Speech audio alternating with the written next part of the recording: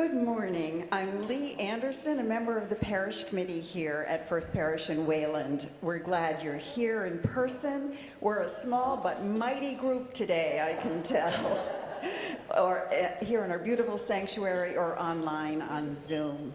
And a special welcome to visitors. And our first visitor I'm going to recognize is Reverend Rebecca Sheble-Hall, who is in our pulpit. She is a community minister and former executive director of Chaplains on the Way, which was at the time an outdoor ministry of presence to the community of people experiencing homelessness in Waltham. She also served First Parish in Waltham for 8 years in a variety of roles and is currently enjoying the role of Ama to her grandson, Leo. Welcome. We invite you to join us downstairs or online for community time after the service. Our mission is to build community, search for meaning, deepen our spirituality, and make a better world. If you have questions about First Parish or Unitarian Universalism, someone from our membership team will be at the welcome table during coffee hour to greet you and answer questions. Reverend Lisa, who's away this week at the People's March in Washington, and Kate Holland, our Director of Lifespan Education, are also available after service usually and would love to meet you. A big thanks to all our other service participants whose names are in the order of service. And please remember to silence your cell phones for our time together. Please join me in taking a moment to say hello to each other, and also a wave at the camera on the east wall to those people at home. Great.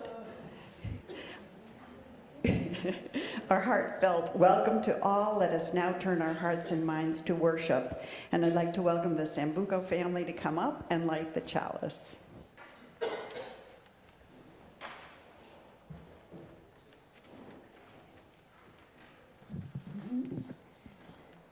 With open minds and loving hearts, we gather to search for meaning, to care for one another, and to work together for a better world.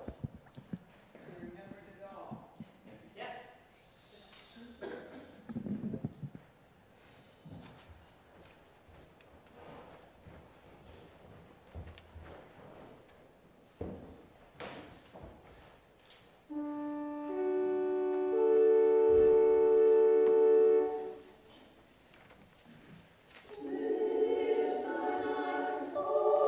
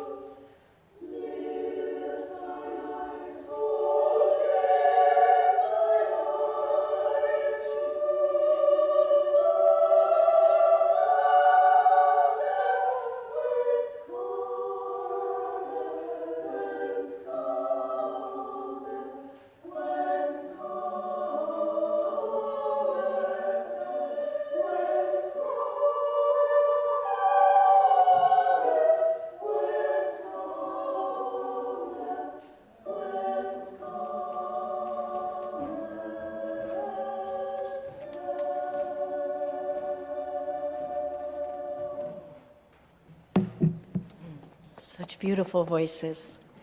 Good morning, friends. My name is Becky Sheble-Hall. My pronouns are she and her, and I offer you now this simple opening words. Come into this circle of love and justice. Come into this holy space where we remember who we are and how we want to live. Come just as you are, for surely that is enough. Come now, let us worship together. And let's start by singing hymn number 298, Wake Now My Senses. And please rise in body and or spirit, and let's make a joyful noise.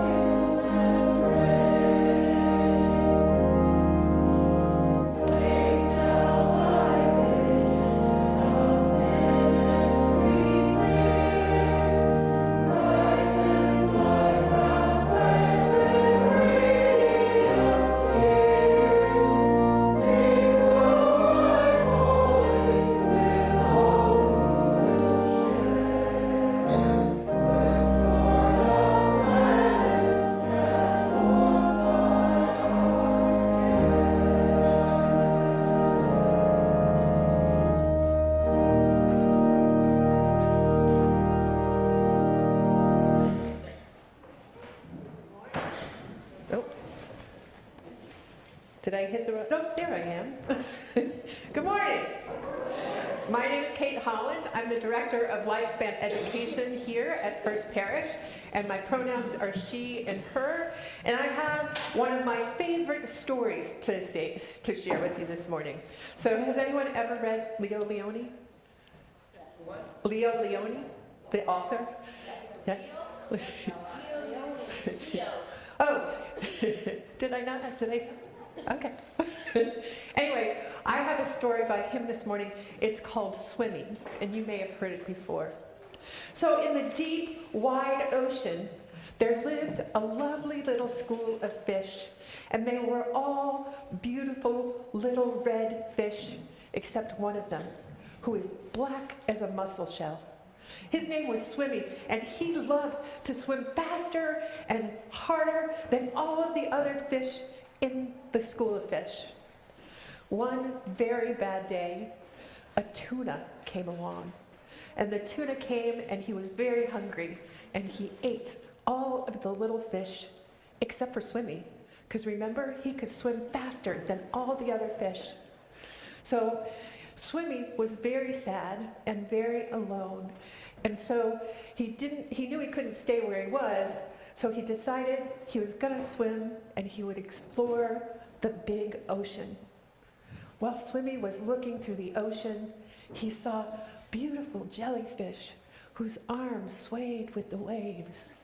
He saw sea anemones that swung in the wind like pink palm trees. He saw a lobster that was looking like it was a water machine when it walked across the ground.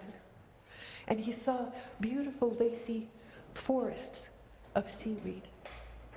Swimmy saw so many things until one day he came upon a small cave, and in the cave was little red fish. He saw them, and it was just like the school of fish he had been in before. And he was so excited.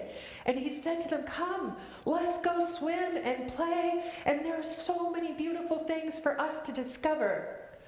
Well, the fish said, "No, we're not going to leave the cave. There are big, scary fish out there, and we will get eaten." And Swimmy said, "But if you stay in the cave, we're going to miss so much." And so Swimmy said, there has to be a way for us to figure out how to get out of this cave and be safe at the same time. Swimmy thought, and he thought, and he thought, and then he came up with an idea. So Swimmy worked with all of the fish until they could swim really, really close together. And once they had it down, they decided that they would be the biggest fish in the ocean. So they were happy because they could leave their cave, they could swim around the ocean, and they could chase away those big, big fish. I think sometimes we feel like, I know I do, we're just a tiny little voice, or we're just all by ourselves. And so I love this story because it talks about how when we come together, we can make something bigger than ourselves. So I'm going to ask my friends that are in our seat classes to head out that way. And I'm going to ask all of you to sing Gaudeamus Odie.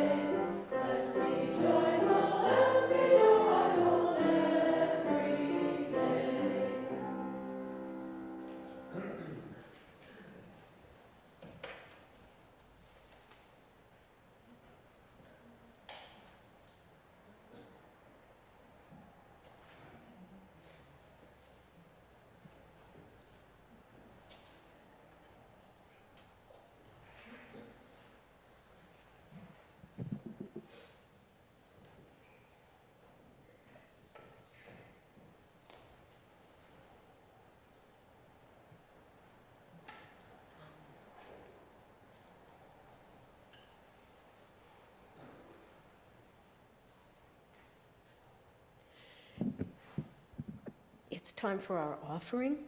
The offering that we give each week is a symbol of our commitment to this faith community and to the life and works of our congregation. Instructions on how to donate online are in the order of service. If you are here for the first time, please let the plate pass you by, for you are our guest. We receive your generosity with gratitude and in appreciation of all that sustains us. Your gifts maintain the strength of this community and all it does within these walls, as well as the work we do together to make the world better. The offering will now be given. and gratefully received.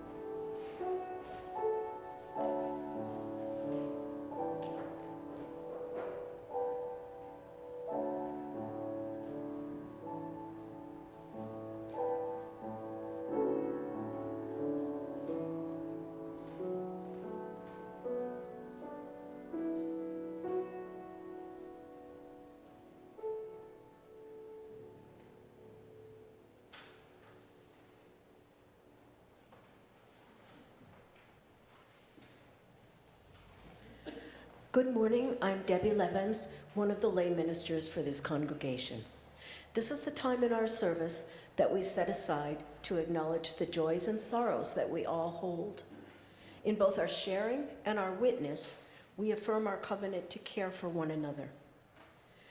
In these perilous and often frightening times, as we face the uncertainty of the road ahead in our country and our world, we light our vigil candle, and Reverend Becky will light it for us, in solidarity with all those who are living in fear for their lives and the safety of their loved ones or themselves. May the love which abides in our community offer hope, strength, and peace in the days to come.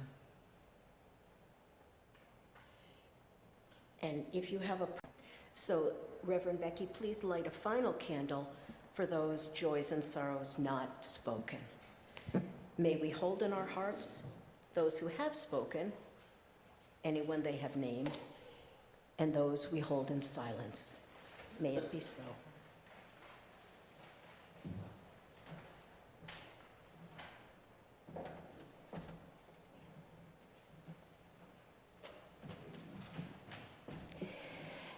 And now I invite you into a time of stillness, of meditation and prayer.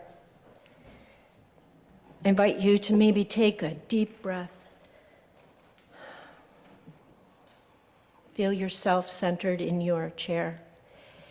And I'm going to lead you through today a short version of the metta prayer of loving kindness. I think it's important to do now because it gives us the opportunity not only to ask for loving kindness for ourselves and our friends, but for those who are difficult for us. And so while Polly plays some music softly underneath us, I will say a few words, and you can repeat them in your head silently to yourself. And we start with the prayer for ourself, which is often the hardest person to love,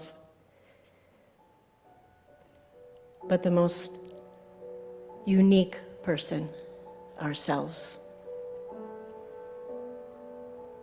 And we say, may I be well. May I be at peace. May I be filled with loving kindness. And then when we move on to our families and our friends, and bring them up in your mind, and we say, may they be well. May they be at peace. May they be filled with loving kindness.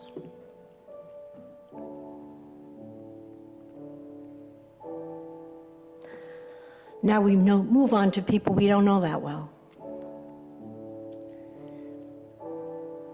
Maybe someone from the gas station or the grocery store.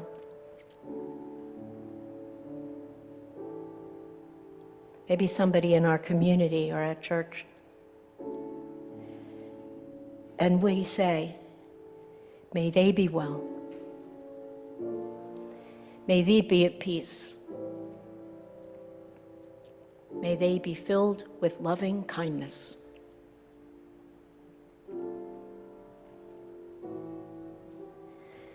And then we move on to people in our lives, either the immediate life or further out in our world, in the news, anywhere. People who challenge us in a way maybe that we don't think is helpful.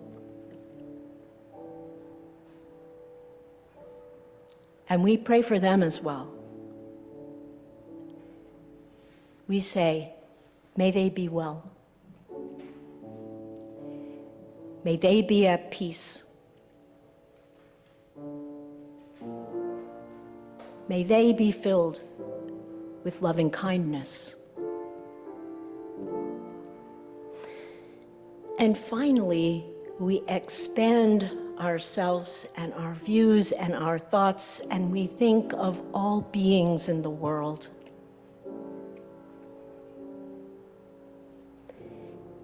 And we say the same thing. May they be well. May they be at peace. May they be filled with loving kindness.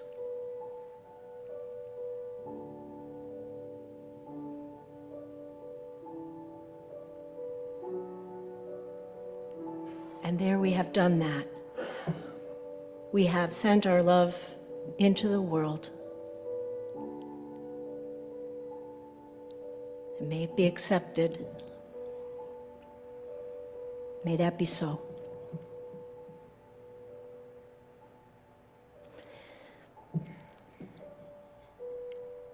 And now you may stay seated, but we're going to sing the song that is listed in our orders of service. And you may not know the words, but I know the choir does. So we'll let them lead us.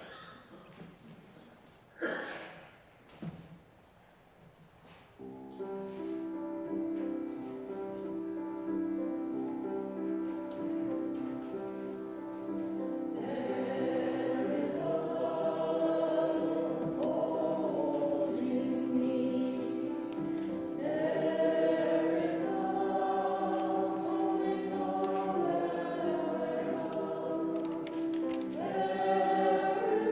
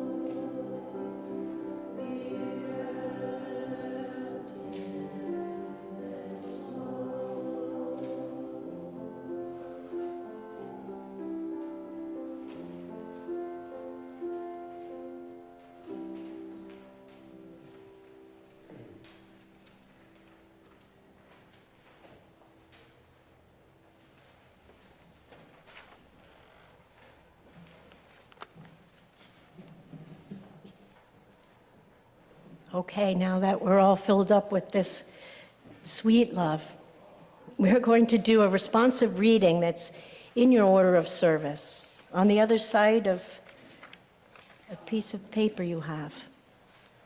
People don't have that? Oh, some people do. So that just means those of you who have it have to speak louder. There must be some back there, but here we go. This is a responsive reading called We Answer the Call of Love by Julia Corbett-Heimer. And for those of you who have the piece of paper, I don't know if there's an usher or something that can give out if there are extras. There must be some. If you raise your hand if you need one, somebody up front needs one. I appreciate that, because we need all the voices we can get. This is what love calls us to do. We fill ourselves up with love, and then we send it into the world. So I'll read the first lines, and you will read the italicized lines. Okay. In the face of hate, in the face of exclusion, in the face of homophobia,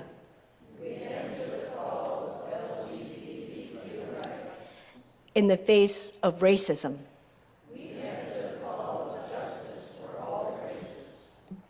in the face of xenophobia,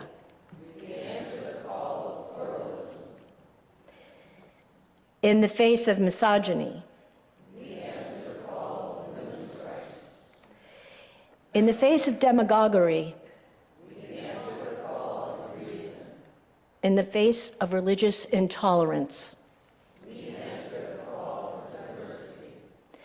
in the face of narrow nationalism,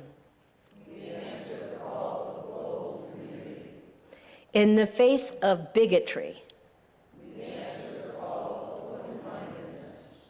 in the face of despair. And then all together, let's read these last lines. As Unitarian Universalists, we answer the call of love, now more than ever.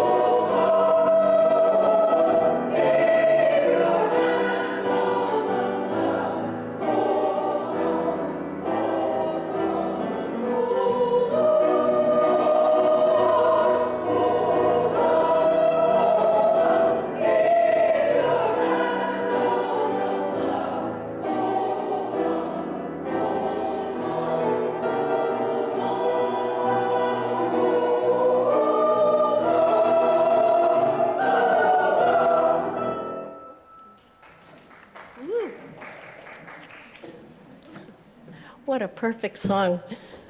That was just perfect, and perfect choice and beautiful music. Hello. It is good to be with you this morning. And I really do mean that, in part because your Rev Lisa was my seminary bestie, which means that we went through that incredible academic experience that changes your life forever together. And then we actually, when we were studying for being interviewed by the MFC, which is that, the group that says, okay, you can be a minister, even after you've done all those other things. So anyway, we studied for that for a year together, meeting every other week with 3 or 4 of our friends. We called ourselves the Amazing Study Group. And so Lisa and I were in each other's ordinations, which is kind of like being in somebody's wedding. And our ministries have gone sort of in different ways, but I've always been more of an outdoor minister, and she's an indoor minister, but I love to, wherever she is, I like to preach there. And so it's good to worship with the friends, the beloveds of my friend. And it's good to be here on this particular Sunday, the day before our country celebrates both the legacy of the Dr. Reverend Martin Luther King Jr. and the inauguration of Donald J. Trump to be our 47th president. It's hard for some of us to hold those two things together in our mind, as if they were just two different sides of an apple. And it makes me wonder, if we want a bite out of one side, do we have to take a bite out of the other as well? And here I channel, you've heard about him, my 2-year-old grandson, Leo, because no is now his new favorite word. And also because he spits out the apple skins or any of that little brown gooey stuff in the apple. Yucky, Amma, he says, and I hold my hand out to receive it. It's good to be with you today because maybe like some of you, I'm really concerned, frightened at times about what is coming our way after tomorrow's inaugurations. We don't need to go into the specifics here. Our reading gave us a long list of frightening possibilities. Our country is so divided, right? Haven't we been hearing that, reading that, and feeling that for years now? We are liberals and conservatives camped out on different shores with a sea of hatred and misunderstanding between us. Even those groups gathered on opposite shores are starting to splinter. Now we have UBA liberals and MAGA conservatives vying for positions with their more traditional counterparts. Lots of name-calling, lots of threats, lots of puffed-up showmanship, like male turkeys fanning their feathers for their flock. It's good to be with you here today, because in preparing to do so required me to show up to all those difficult feelings for me. And when they overwhelmed me, I decided to ask this question, because I am such an admirer of Martin Luther King. What would MLK do? Honestly, I Googled those very words. What I find was something different with every search, and that's possibly because as the day progressed and we were coming closer to his holiday and the inauguration, more people might be asking similar questions. In general, scholars and allies thought King would be sad and disappointed in our extremism.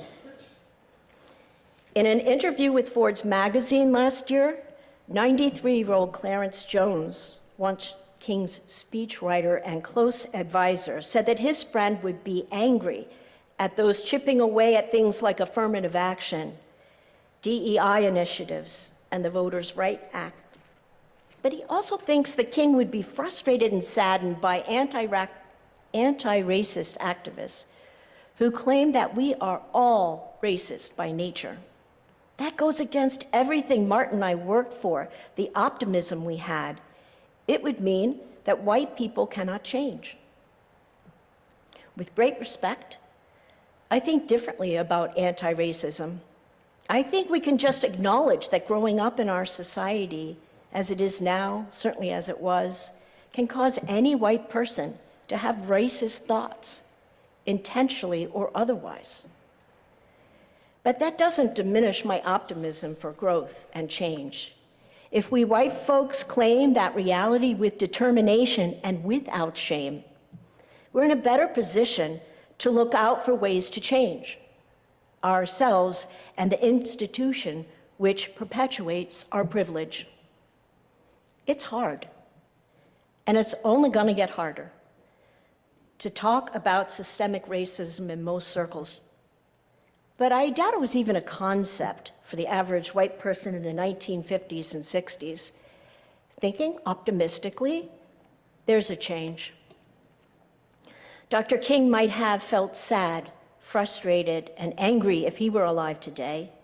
He would certainly bemoan the even deeper chasms that have grown between our political parties. But my question is, what would he do? I'm not much of a bemoaner, nor was Dr. King in his short time on this earth. I want to do something. I think many of us who are feeling overwhelmed also feel this way. And in order to figure out what King might do, we have to look at some of what he did do. Remember, our society was very divided at that time too, and again, it wasn't just liberals against conservatives, but fractures within those camps. There were splits within the civil rights movement between people who wanted to keep the movement nonviolent and those who wanted a faster resolution and a more violent revolution. Even those who said they had his back abandoned Dr. King in 1963 when he chose to lead a protest through downtown Birmingham, where he and many others were arrested. While the protesters were committed to nonviolence, the police were not. Thus, the morning news was filled with pictures of bloody young faces and the police using German shepherds and fire hoses to disperse the crowd. I can imagine being a white liberal in the South and just being so afraid of those images. That's when several local white clergy members who had previously supported desegregation and Dr. King wrote a public letter to him in the Birmingham newspaper, imploring him to stop the demonstrations, which they called untimely and unwise. When I read it, I heard them saying something like this: "Whoa, Nellie, you civil rights leaders are getting our black folks all riled up and making the rest of us nervous. We support your cause, kinda, but you gotta find a nicer way to present it, one that doesn't make white people feel so uncomfortable." Doesn't that sound just a tiny bit familiar? Doesn't that sound something like what those who deny critical race theory say? Those who don't want a true and inclusive version of American history taught in their schools because it might make their white children and themselves feel uncomfortable. From his prison cell, while held in solitary confinement, Dr. King responded to his ministerial colleagues with this now famous letter from Birmingham jail. If you haven't read it, I really encourage you to do so, maybe even tomorrow. You'll find many of his most recognizable quotes there and inspiration, as well as this paragraph, which is essentially the foundation of our Unitarian Universalist seventh principle. He wrote, "In a real sense, all life is interrelated. All men are caught in an inescapable network of mutuality, tied in a single garment of destiny. Whatever affects one affects us all indirectly. I cannot be what I ought to be until you are who you ought to be. And you can never be what you ought to be until I am what I ought to be. This is the interrelated structure of reality. So no matter what bank or which bank of the river you stand on, no matter what your political party or division of that party, we are all of us connected. King speaks with disdain for the white moderates who said they were for integration and civil rights, but back down when tension arises or their own privilege was questioned. Again, that sounds familiar to me as critiques from the Black Lives Matter movement. So here's some things I think Dr. King might do if he were alive and, not 95 today. He would continue to stir the pot, speaking truth to power in writing and action, and putting himself in uncertain situations that might end up being humiliating for him. We can do that.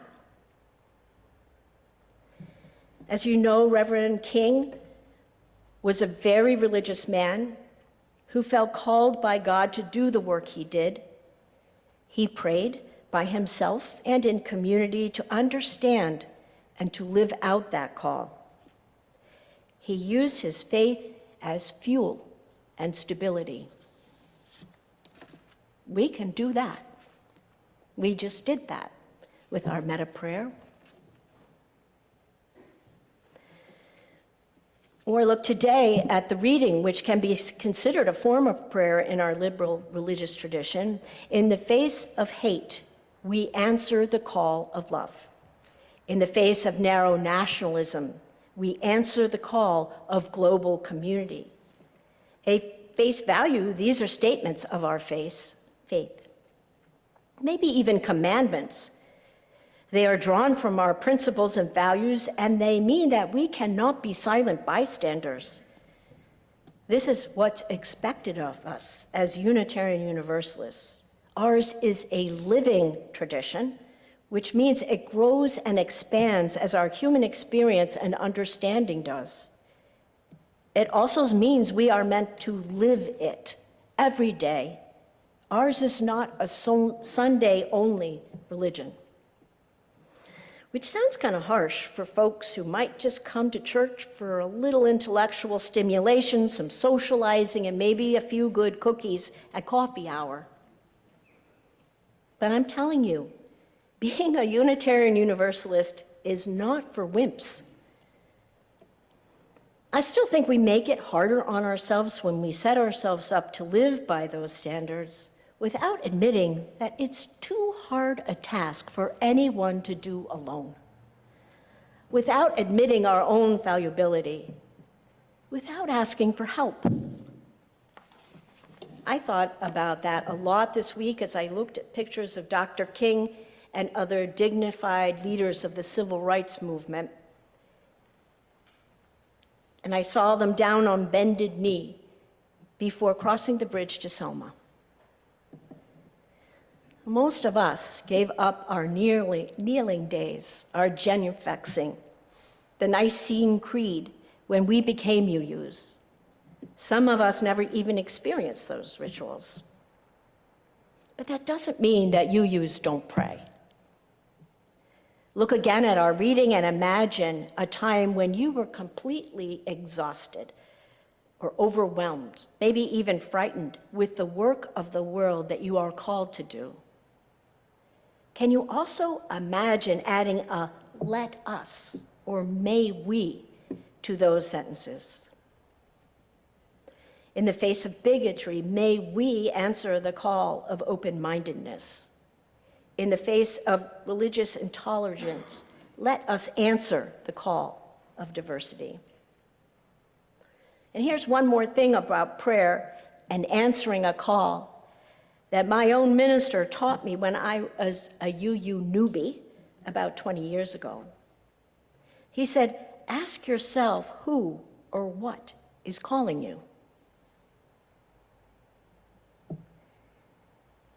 Ask yourself who or what is calling you. Our answers may certainly differ, And they might change as we live out our religion and grow from the human experience of it. But it's a good question to explore, especially as we get ready as individuals and a faith community to face or resist what is coming our way very soon. So friends, action and faith, faith in action. These are the tools that Dr. King used during the civil rights movement. May they be ours as well. May we go slowly in community or as individuals, knowing that we are not alone. May we be so brave, and may that be so. Amen.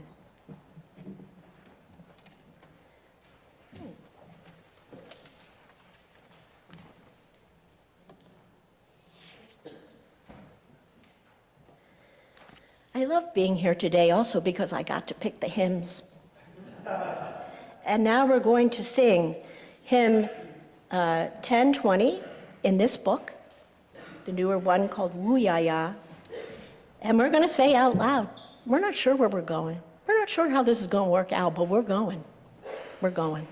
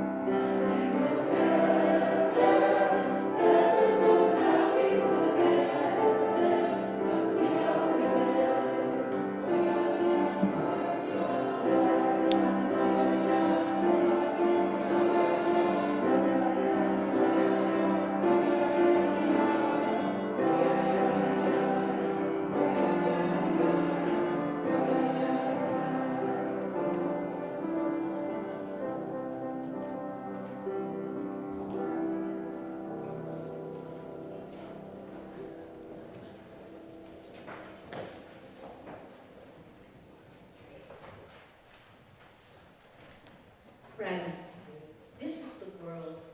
Beautiful and horrible, hard things happen here. But be not afraid, because underneath that you know that you are not alone. So go in peace, go in love, go out to love and bless this world. May that be so, and amen.